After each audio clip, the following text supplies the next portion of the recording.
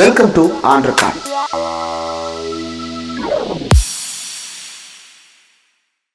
Welcome to on record. இன்றைக்கு ஒரு நேர்காணலுக்காக சிறப்பு விருந்தினராக ஆய்வாளர் அன்பரசு அவர்கள் இணைந்திருக்கிறார். அவரோடு பேசலாம். வணக்கம். வணக்கம்.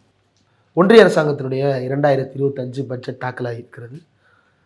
போன வருஷத்து மாதிரியே இந்த வருஷமும் தமிழ்நாடுன்ற பேரே இல்லாமல் தான் வந்திருக்கு. தமிழ்நாடு மட்டும் இல்லை, போன தடவை ஆந்திரா இருந்தது, இந்த தடவை ஆந்திராவும் விடுபட்டிருக்கிறது. முதலமைச்சர் கடுமையாக விமர்சித்து தேர்தல் நடக்கின்ற மாநிலங்களுக்காக மட்டுமே பட்ஜெட்டை உருவாக்குறீங்களா அப்படின்ற கேள்வியை எழுப்பியிருக்கிறார். ஒன்றிய அரசு இந்த தடவை ஆந்திரா கூட தான் இல்லை, கூட்டணியில் இருந்தாலும் ஆந்திரா இல்லை. அப்போ ஒன்றிய அரசு ஒரு வகையில் ஒரு சில விஷயங்களை அறிவிக்கும் பொழுது அதுக்கு அரசியல் உள்நோக்கம் கற்பிக்கிறது சரியா? ஒன்றிய பட்ஜெட் என்பது ஒரு அரசியல் நடவடிக்கைக்கானது தான். இன்னொன்று, சிஎம் சொல்வது உண்மையாகவே என்னென்னா, அது வெறும் அரசியல் கமெண்ட்டாக நீங்கள் எடுக்கக்கூடாது, ஒரு அரசியல் எதிர்வினையாக இருக்கக்கூடாது. தமிழ்நாட்டினுடைய உரிமை சார்ந்த வாதத்தை தான் முதலமைச்சர் கடுமையாக முன் வச்சிருக்காரு. இன்னும் சொன்னால் அவர் தமிழ்நாட்டுக்கு மட்டும் சொல்லலை, ஒட்டுமொத்த இந்திய மாநிலங்களுக்கு தான் சார் சொல்லியிருக்காரு. இப்போ அவங்க சொல்வதனுடைய பொருள் என்ன சொல்கிறாங்க, நீங்கள் எதுக்கு ஒன்றிய பட்ஜெட்னு வச்சுட்டு இருக்கிறத பீகார் பட்ஜெட்னு அறிவிச்சிட்டு போயிருக்கலாம்ல, யாரும் கேட்க போகிறது. ஒன்றிய பட்ஜெட்னா இந்த நாட்டில் 140 கோடி மக்கள் இருக்கிறாங்க, பல்வேறு பேருக்கும் பல்வேறு வகையான தேவைகள் இருக்குது, எல்லோரும் எதிர்பார்த்து காத்திருக்கோம். இந்த ஆண்டு நமக்கு ஒரு திட்டம் கிடைத்து விடாதா, இந்த ஆண்டு நமக்கு கூடுதல் நிதி கிடைத்திடாதா, நம்ம இன்னும் எந்த அளவுக்கு வளர்ந்திருந்த மாநிலம் தான் சரி, ஒரு பல்வேறு வளர்ச்சியில் ஏற்ற நிலைகள் இந்திய மாநிலங்களில் இருக்குது. ஆனால் எல்லா மாநிலங்களுக்கும் ஒரு குறிப்பிட்ட தேவையும் எதிர்பார்ப்பும் இருக்குது. அது நிறைவு செய்யும் தான் நம்ம ஒன்றிய பட்ஜெட்டை பார்க்குறோம். நம்ம தொடர்ந்து இந்த ஒன்றிய பட்ஜெட்டுக்கு நம்மளும் உழைத்து கொடுத்துக்கிட்டு இருக்கோம். வரி வரிவாயாக ஒவ்வொரு தனிநபரும் கொடுக்குறோம், மாநில அரசும் மாநிலங்களும் கொடுத்துக்கிட்டு இருக்கு, அனைத்தும் கொடுத்துக்கிட்டு இருக்கோம். ஆனால் அது பெரிய ஏமாற்றத்தை ஒவ்வொரு முறையும் செய்கிறப்ப அது ஏமாறுவது மட்டும் இல்லாமல் சாதாரண ஒரு அரசியல் தேர்தல் கணக்குகளை மனத்தில் வைத்துக்கொண்டு சில குறிப்பிட்ட மாநிலங்களுக்கு மட்டும் வெளிப்படையாக தெரிகிறது போல செய்வது என்பது பெரிய நிதி மோசடி, அரசியல் மோசடி. அதைத்தான் கடுமையாக முதலமைச்சர் சுட்டி காட்டியிருக்கிறார். பட்ஜெட்டில் தமிழ்நாடு எதிர்பார்த்த எதுவுமே இல்லை அப்படின்றத குறிப்பிட்டிருக்கிறார். என்ன எதிர்பார்க்கப்பட்டது, என்ன இல்லாமல்? தொடர்ந்து தமிழ்நாடு நிறைய எதிர்பார்க்குதுங்க. நாம் இந்த நாட்டினுடைய மொத்த நிதி வருவாயில் பெரும் பங்களிப்பை செய்கிறோம். நாட்டினுடைய மொத்த வளர்ச்சிக்கும் நம்ம பெரிய பங்களிப்பு செய்து கொண்டிருக்கோம். திரும்ப நாம் இங்கேருந்து பல வளர்ச்சி திட்டங்களை நம்ம எதிர்பார்க்கிறோம்.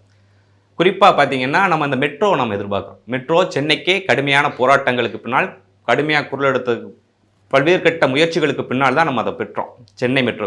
இதுபோல் மதுரை, கோயம்புத்தூர் போன்ற பகுதிகளில் இன்னும் நம்ம வளர்ச்சியை பரவலாக்கணும். இன்றைக்கு நம்ம வளர்ந்திருந்த மாநிலம் என்றால் கூட நமக்கும் ஒரு சமச்சீரான வளர்ச்சி தான் இருக்குது. அப்போ இன்னும் தமிழ்நாட்டை ஒரு பரவலான ஒரு சமூக நீதி அடிப்படையில் பொருளாதாரம் வளரணும்னு இந்த குறிப்பிட்ட அரசு, நம்மளுடைய தமிழ்நாடு அரசு ஒரு புதிய ஒரு சமூக நீதி பார்வையோட திட்டங்களை செயல்படுத்திக்கிட்டு.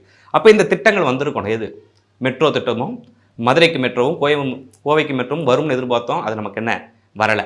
அதுபோல் இப்போ கல்வி இது போன்ற திட்டங்களுக்கு கூடுதல் நிதி ஒதுக்குவாங்க நம்ம எதிர்பார்த்தோம். இப்போ பள்ளி கல்வித்துறையெல்லாம் நம்ம இன்னும் கூடுதலாக செயல்பட வேண்டியிருக்கு. நம்ம இந்திய அளவில் நம்ம சிறப்பாக செயல்பட்டுக்கிட்டு இருக்கோம். ஆனால் அந்த நிதி ஒதுக்கீடு போதுமானதாக இல்லை. கிட்டத்தட்ட 78,000 கோடிக்கு மேலே கொடுத்துருக்காங்க. இது போதுமானதாக இல்லை. இன்னும் கூடுதல் ஒதுக்கி அது குறிப்பாக நமக்கு கிடைத்திருக்கணும் அப்படின்னு நம்ம எதிர்பார்க்குறோம். அதுவும் இல்லை. இதுபோல் பல திட்டங்கள் சொல்லலாம். இன்னொரு குறிப்பான பிரச்சனையை பாருங்களேன், இந்த 100 நாள் வேலை திட்டம், மகாத்மா காந்தி 100 நாள் வேலை திட்டம் இருக்கே, கிட்டத்தட்ட 1 கோடி பேர், ஒரு 91 லட்சம் பேருக்கு மேலே எது பயன்படுறாங்க, அந்த இதுபட்டுருக்காங்க. அதில் ஒன்றிய அரசு 60% கொடுக்கணும், நம்ம 40% கொடுக்கணும். கிட்டத்தட்ட 2 மாதம் நம்மளால் ஊதியம் கொடுக்க முடியல. அதுக்கு காரணம் யார்? ஒன்றிய அரசு பணத்தை ஒதுக்கலை. இப்போ இந்த பட்ஜெட்டில் அது ஒரு பிரதானமாக இருந்தது. கிட்டத்தட்ட 1 லட்சம் கோடிக்கு மேலே அதை ஒதுக்குவாங்க, இந்த பிரச்சனையை தீர்ப்பாங்க அப்படின்னு. ஏன்னா நாட்டு வேலை வாய்ப்பின்மையும் கூடிக்கிட்டு இருக்கு. நீங்கள் கடந்த அவங்களுடைய ஆய்வறிக்கைகளே என்ன சொல்லுதுன்னா, நாட்டினுடைய வேலை வாய்ப்பினுடைய 7% இன்னொரு குறிப்பிட்ட சதவீதம் கூடியிருக்கிறதா அவங்களுடைய அறிக்கைகளே நம்ம சொல்லுது. இப்போ ஒரு பக்கம் வேலை வாய்ப்பின்மை உயர்ந்துகிட்டு இருக்கு, எளிய மக்களுக்கு வேலை வாய்ப்பு கொடுத்துக்கிட்டு இருந்த இப்படி கிராம 100 நாள் வேலை திட்டத்துக்கும் போதுமான பணத்தை நீங்கள் ஒதுக்காமல் இருக்கிறீங்க. அதே போல் பேரிடர்கள் தொடர்ச்சியாக சந்திச்சுக்கிட்டு இருக்கோம்.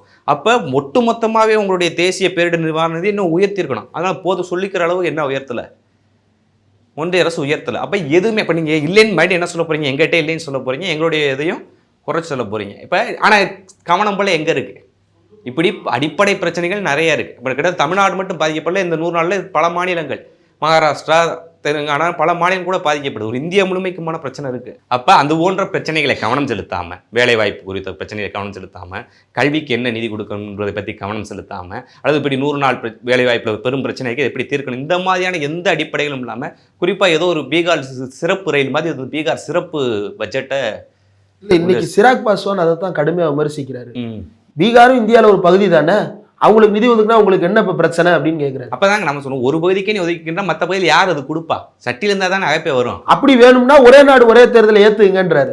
உங்களுக்கும் தேர்தல் நடக்கும், உங்களுக்கும் நிதி கிடைக்கும்ன்றாரு. இது என்னங்க ஒரு மடத்தனமான பதில்? எப்படி அமைச்சராக இருக்கிறாருன்னு தெரியல. உங்களுக்கு புரியுதா? இதுதான் நாட்டினுடைய நிலைமை.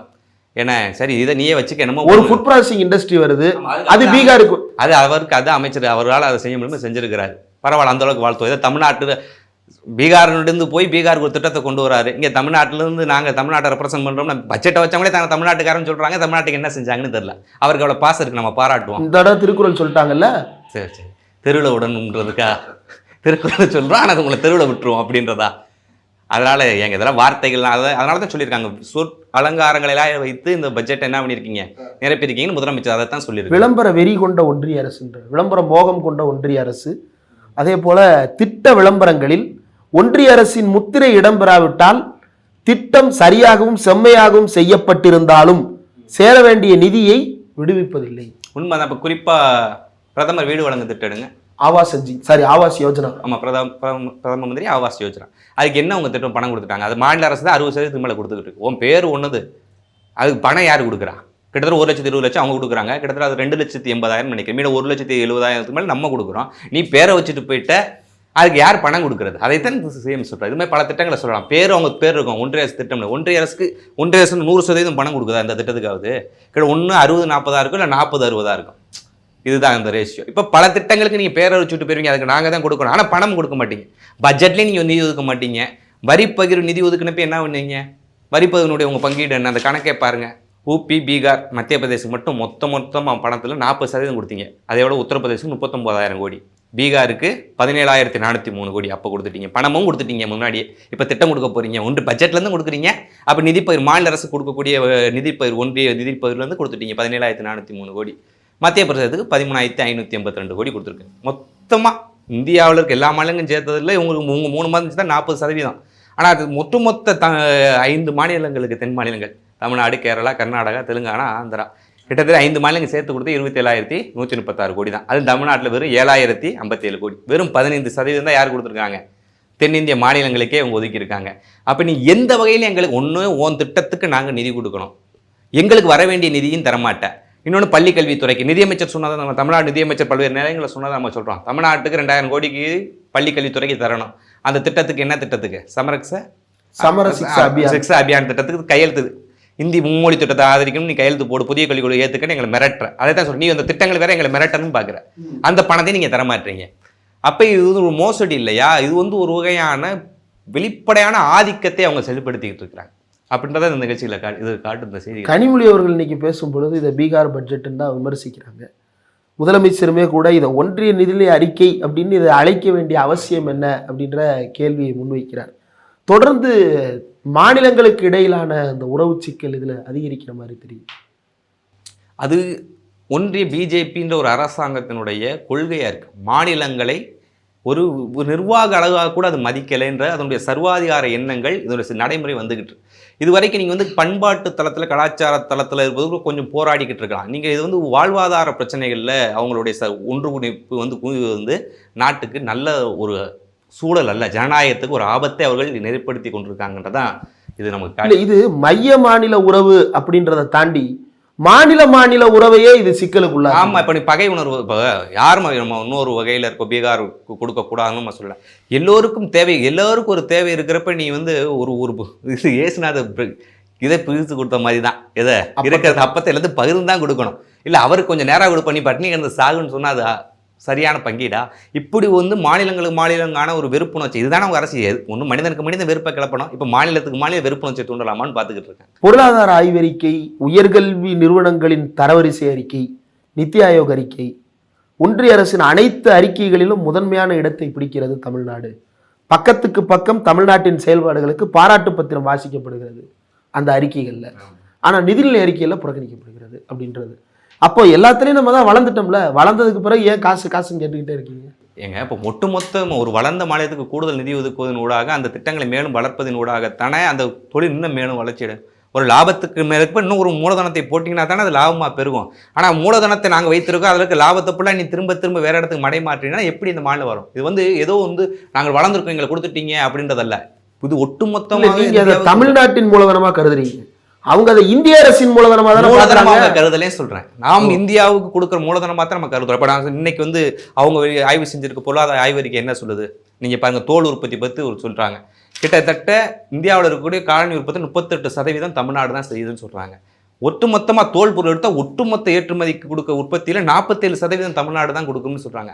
இப்ப இதுலயும் கூட அந்த தோல் உற்பத்தி சம்பந்தப்பட்டதுல பல லட்சங்கள் 22 லட்சம் வேலை வாய்ப்பு உருவாக்கும்னு சொல்றாங்க. ஆனா குறிப்பா வளர்ந்திருக்கக்கூடிய இவ்வளவு தூரம் ஒரு சரிபாதிய நாட்டினுடைய மொத்த உற்பத்தி சரிபாதியை கொடுக்கக்கூடிய மாநிலமா தமிழ்நாடு இருக்கு. அதை ஆய்வறிக்கை சொல்லுது, இவருடைய ஆய்வறிக்கை சொல்லுது. இன்னொன்று பல்வேறு வளர்ச்சி குறியீடுகள்ல தமிழ்நாடு தான் இருக்கு, நிதி ஆயோக்கினுடைய குறியீடுகள் சொல்லுது. இப்படி வளர்ந்த மாநிலத்துக்கு அது ஒரு மூலதனமா திரும்ப நீங்க செலுத்துவதான ஒட்டுமொத்த இந்தியாவுக்கு செயல்படுத்த முடியும். இப்போ 16வது நிதிக்குழுவில் அதைத்தானே முதலமைச்சர் சுட்டி காட்டினாங்க. வளர்ந்த மாநிலங்களுக்காக கூடுதல் கொடுங்க, அப்பனாதான் அது ஒட்டுமொத்த இந்தியாவினுடைய வளர்ச்சி கொடுக்க முடியும். ஒட்டுமொத்தமாக நாங்கள் இன்னும் கூடுதலாக உற்பத்தி செய்யலாம், கூடுதல் வளநிலைக்கு போகலாம், இன்னொன்று வளர்ச்சி குன்றிய மாநிலங்களுக்கு என்னால் உதவி செய்ய முடியும். நீங்கள் தங்க முட்டை போடுற வார்த்தை அறுத்துட்டா என்ன பண்ணுறது? இப்போ நீங்கள் செய்வது அதை போன்றது தான். தமிழ்நாடு போன்ற வளர்ந்த மாநிலங்களை மேலும் வளர விடாமல் முட்டுக்கட்டை போடுவது என்பது உண்மையாகவே அந்த தங்க முட்டை போடுற வார்த்தை அறுத்த கதை தான். இல்ல இதே தங்க முட்டையை பீகாரும் போடுறதுக்காக பீகாருக்கு கொஞ்சம் அதிக செலவு. அது இன்னும் குஞ்சாவில் இருக்குன்னு வளர்ந்து என்னைக்கு அது முட்டை போடுறது? வார்த்து வளர்ந்து முட்டை போடுற அளவுக்கு இன்னும் வளரலைன்றதான அவருக்கு குறையா சொல்லலை. ஆனால் அந்த மாடல் ஃபெயிலியர் என்பது தான் இத்தனை ஆண்டுகள் நிதிக்குழுக்களில் நம்ம செஞ்சு கண்டந்திருக்க உண்மை. அவளை சிறுமைப்படுத்துவதோ அவருடைய இதை நம்ம சொல்வதோ இல்லை. ஆனால் நீங்கள் இவ்வளவும் கொடுத்தும் அந்த மாநிலங்கள் புலம்பெயர்ந்து அவர்களுக்கு வேலை வாய்ப்பை கொடுக்க வேண்டிய மாநிலமாக தமிழ்நாடு இருக்குது. அவங்க இவ்வளோ வைத்து புலம்பெயர்ந்து ஏன் இவ்வளோ தூரம் எங்களுக்கு வந்து இங்கே வந்துகிட்டு இருக்கிறாங்க? இது வெறுப்புணர்ச்சின்னு சொல்லலாம். ஆனால் இப்போ இங்கே சோர்ஸ் இங்கே இருக்குது. நம்மகிட்ட ஆள் இல்லை, வர்றாங்க. நம்மகிட்ட ஆமாம், நம்மகிட்ட நிறைய என்ன இருக்குது, தொழில்கள் இருக்குது. அந்த தொழில் அவங்க கொடுக்கக்கூடிய இடத்துலையும் நம்ம இருக்கிறோம், அதனால் வராங்க. நம்மகிட்ட ஆள் இல்லைன்னு நம்ம சொல்கிறோம். அப்படி கூட இருக்கலாம், ஆளுக்கு மீது தொழில் வச்சுக்கோம்னு எடுத்துக்கோங்க, உங்கள் வாதத்தின் படி பார்த்தா அப்படின்னு நம்ம கொடுக்கலாம் இல்லையா? அதனால் அவங்களுக்கு கொடுக்கக்கூடாது நான் சொல்லலை, கொடுக்க வேண்டியதை கொடுத்துட்டு நல்லா கொடுங்க. இப்போ என்ன ஒரு என்ன தமிழ்நாடுன்னு போன முறை கடுமையான எதிர்ப்பு கொடுத்துட்டோம், இப்படி செய்யக்கூடாதுன்னு நம்ம சொல்லியிருக்கோம். அதனால் இந்த வட்டம் என்ன யாருக்குமே இல்லை, தமிழ்நாடு சொன்னதுலேருந்து தானே உங்களுக்கு பிரச்சனை. இந்த வட்டம் இந்தியாவில் எவனுக்குமே இல்லை, பீகார் மட்டும் அப்படின்றது மாதிரி ஒரு முயற்சி எடுத்தால் அது இது மிக நம்மை சிரமத்துள்ளாக்குது. இப்போ நீங்கள் எடுத்தால் தமிழ்நாடு அரசு நிதிச்சுமை கொடுத்துலாங்க, ஒரு இன்னும் 2-3 மாதம் இல்லைன்னா 1 லட்சம் குடும்பங்களில் 100 நாள் வேலையும் கொடுக்க முடியாத நிலைமை மாநில அரசுக்கு ஏற்படுத்தா இல்லையா? மாநில அரசு கெட்ட பேர் ஏற்படுத்துமா இல்லையா? மக்கள் யார்கிட்ட போய் பாதிக்கப்படுவாங்க? மக்கள் யார்கிட்ட முறையிடுவாங்க? ஒன்றிய அரசு கையை காமிச்சிட்டு போயிடும். இப்போ ஒருத்தன் வீடு கட்டியிருப்பான், வீடு கட்டினதுக்கு அடுத்த ஸ்கீம் அடுத்த இதுக்கு பணத்தை ஒதுக்க முடியல, பிரதமர் மந்திரி வீடு கட்டத்திட்ட ஒரு கட்டிக்கிட்டு இருக்காரு, அடுத்த பேச்சுக்கு அவர் பணம் கொடுக்க முடியல, அவர் பாதிக்கப்படுவாரா இல்லையா? இப்போ இதற்கெல்லாம் காரணமாக இருக்குது. இந்த சுமை யாருக்கு வரும் இன்னும் கூடுதலாக? இப்போ மாநில அரசு பல்வேறு திட்டங்களை செயல்படுத்திக்கிட்டு இருக்கு. அப்போ கூடுதல் சுமையை கொடுத்து மக்கள் நல திட்டங்களை முடக்கிற சதி இருக்கும்னு இதில் தோணுது நமக்கு. தமிழ்நாடு அரசு செய்யக்கூடிய மக்கள் நல திட்டங்களை ஒன்றிய அரசு இது போல நிதி பாராபட்சங்களை காட்டி முடக்க நினைக்குதோ அப்படின்ற சந்தேகம் தான் வலுவாக இருக்குது. சந்தேகமாக ஊர்ஜிதமாக உண்மைதான், அது ஒரு உண்மை. பொறுத்திருந்து பார்ப்போம். இவ்வளவு நேரம் ஒதுக்கி இந்த நேர்காணல் தந்ததற்கு நன்றி.